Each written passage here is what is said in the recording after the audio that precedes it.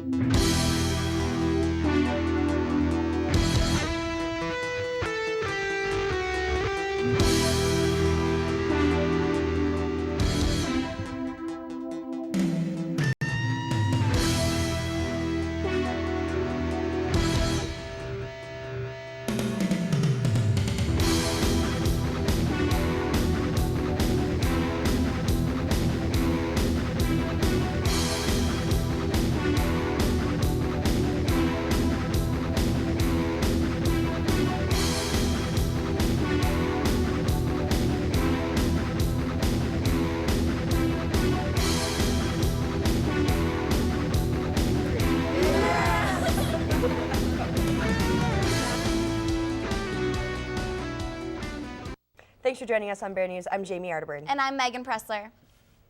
We begin tonight in Boston, where on Monday afternoon, in what the FBI is calling a terrorist act, 3 people were killed when bombs went off near the finish line of the Boston Marathon.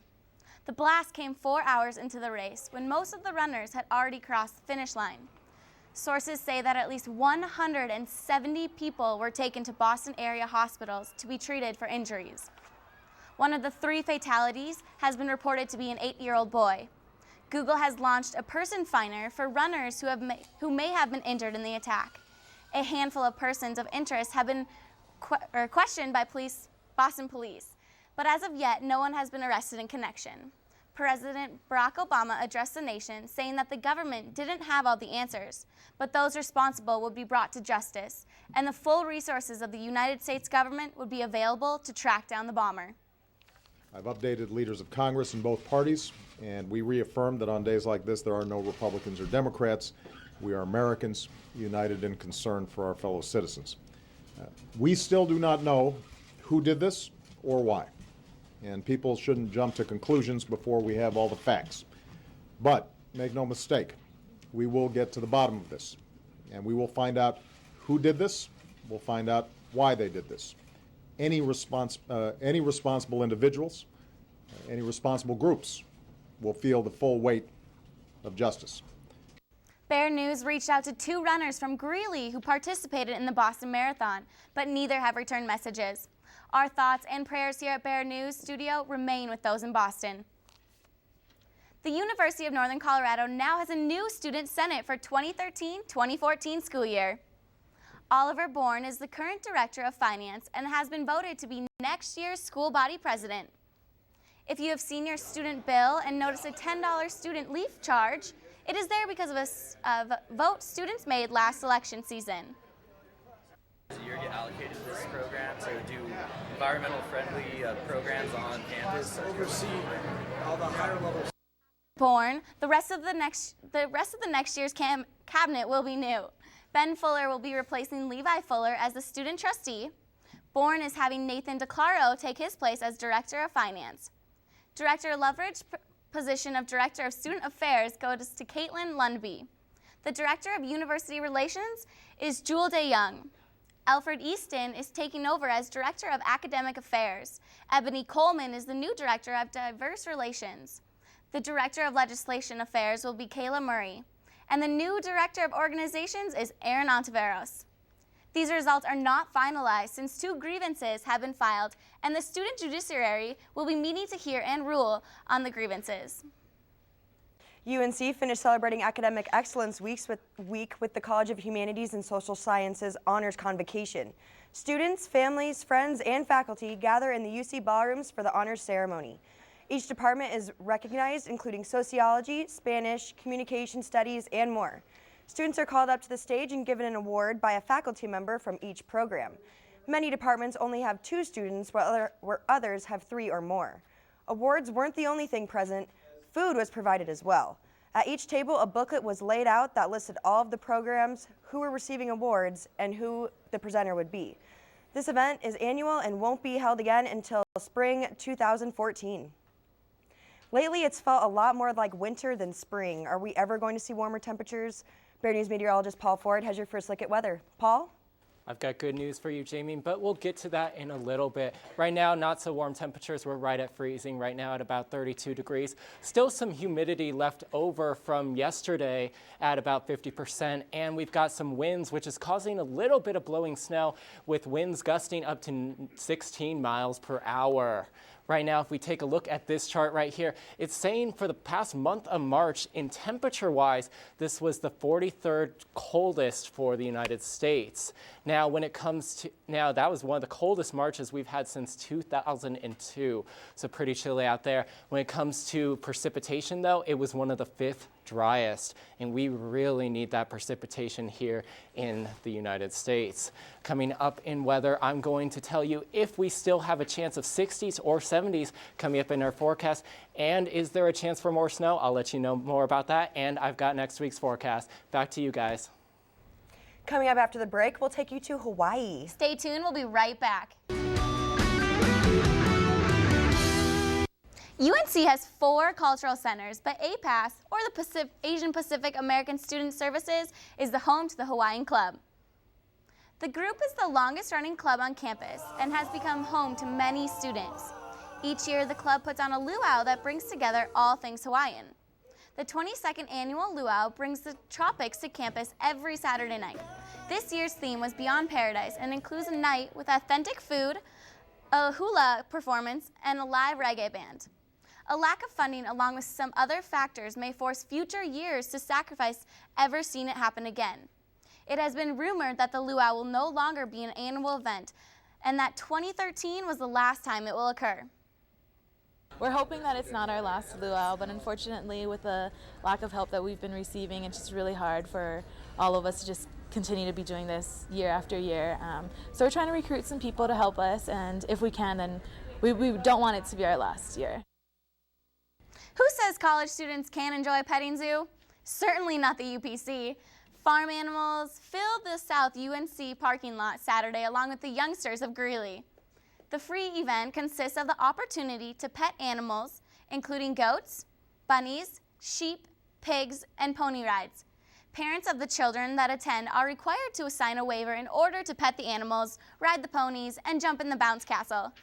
Face painting along with free food, including cotton candy, popcorn, and snow cones, are provided for the event. Springtime at UNC is awards time on campus. Organization honors students for their accomplishments during the past year. And we want to say congratulations to several members of the Bear News crew, as well as other journalism students, for winning JMac awards at Tuesday's ceremony. Sports director Ben Warwick piled up 2 awards, including a first-place finish in the breaking news category for his coverage of Vice President Biden's visit during the campaign. Ben also won 2nd place in the Best Sports Cover category print for Northern Colorado women's basketball. Director Jordan Doucette picked up the Best Video Feature award for his Derek Barden feature. 2nd place in that category went to sports anchor Rachel Turnock for her Tate Unruh feature. Bear News crew member Raymond Ginoctonier took 3rd place for his feature about the Apex movement. Bear News executive producer Colleen Allison took 1st place for her photo in the mirror titled Zeros to Heroes. Rachel Turnock also picked up a 2nd place award in the Best Print Sports Feature category for Bubbly Big Sister. Bear News director Samantha Fox picked up a 2nd place award in the Breaking News Story video category for Macklemore Hacked. She also received 2 honorable mentions for her opinion piece titled Teo Girlfriend Hoax and her print sports feature Family, Caring, and Intensity Key. UNC Mirror editor-in-chief Parker Cotton picked up 3 JMacs, including a 1st place for Best Opinion Piece for Bears volleyball team Has the Talent. He also took 1st place in the Best Sports Cover category for Football Defeats Colorado Mesa. And he won a Best Print Sports Feature award for Northern Colorado Senior. In the Best Print Feature category, Shelby Foster won 1st place for Whitstrong, and Zant Reyes won an honorable mention for Guitar Hero. Sean O'Leary took 3rd place in the Best Sports Cover category for Road to Denver, and also 3rd place in the Best Print Sports Feature category for Head Games.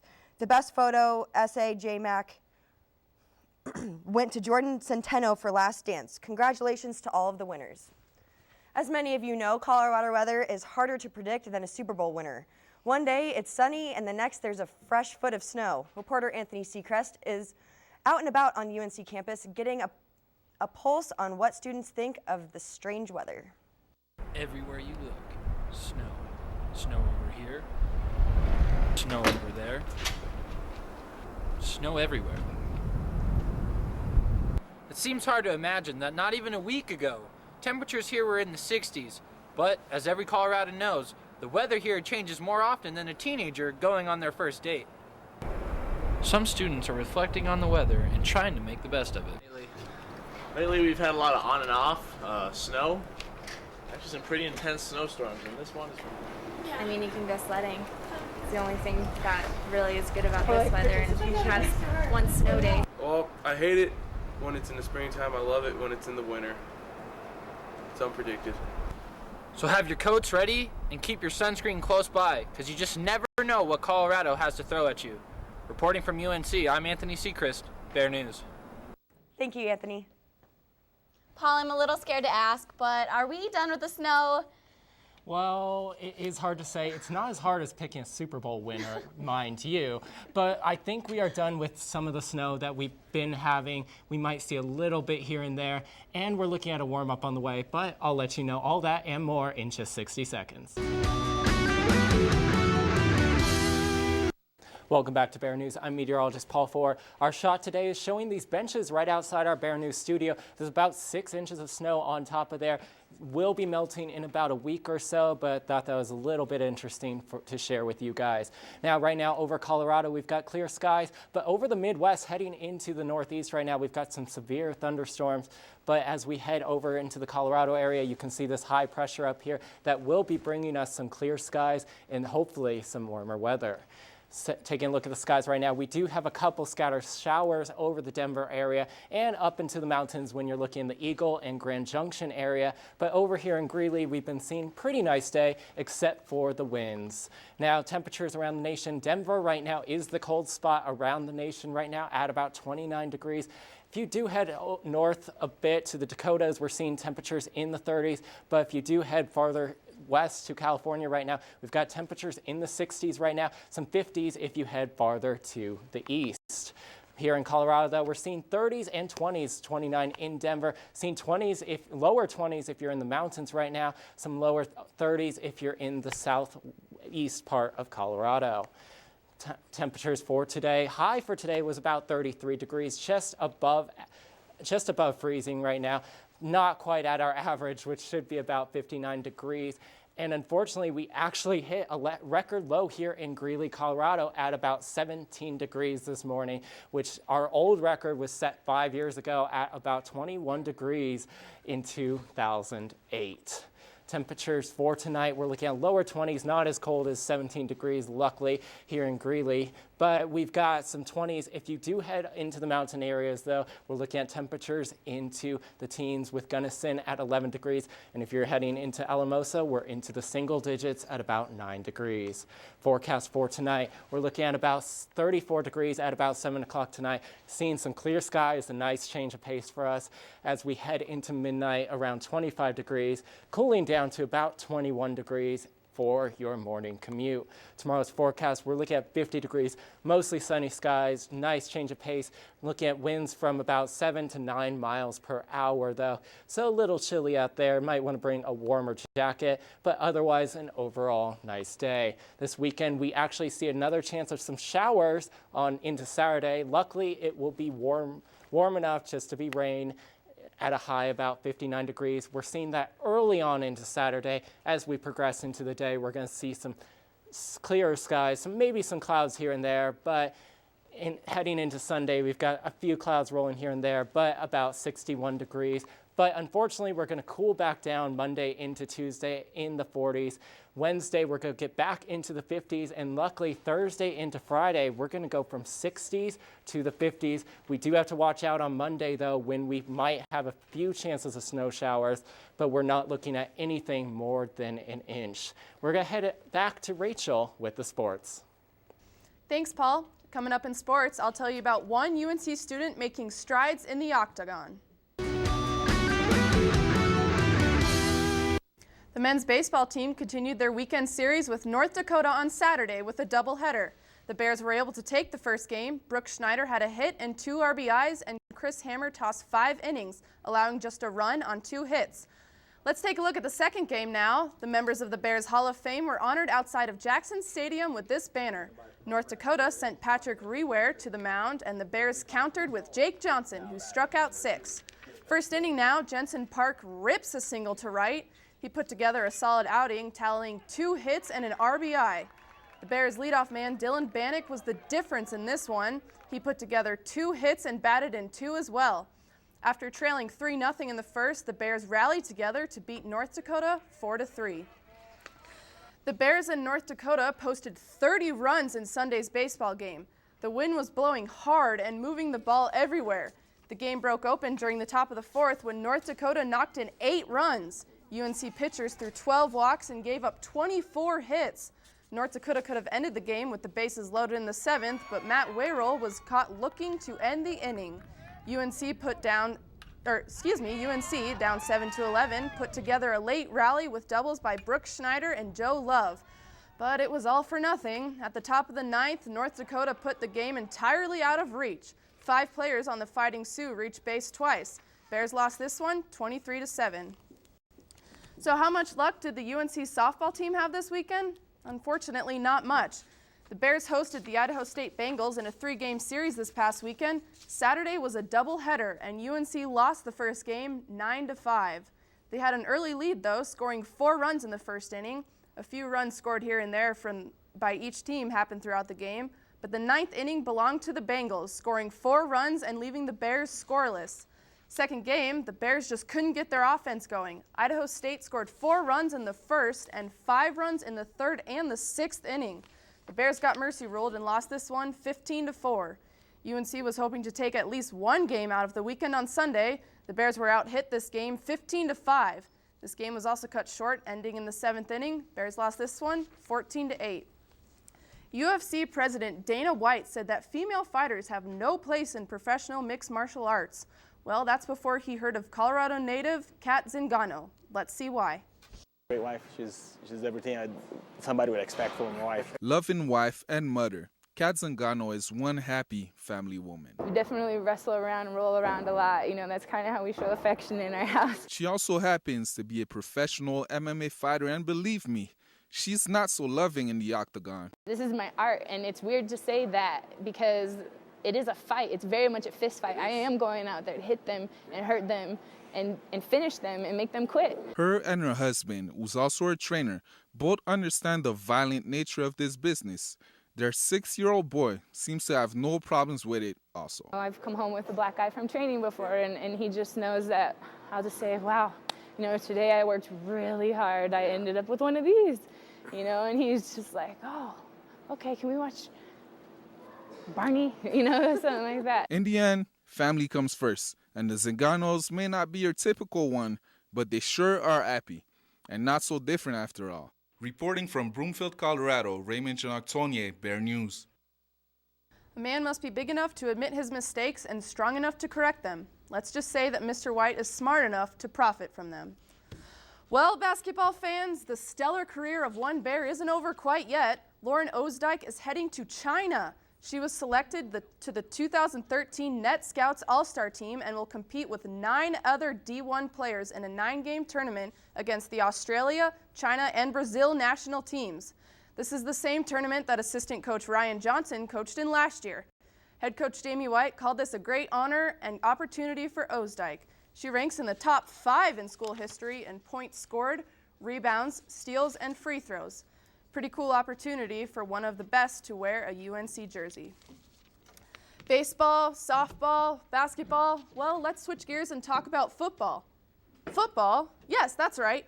UNC just recently released their 2013 fall schedule.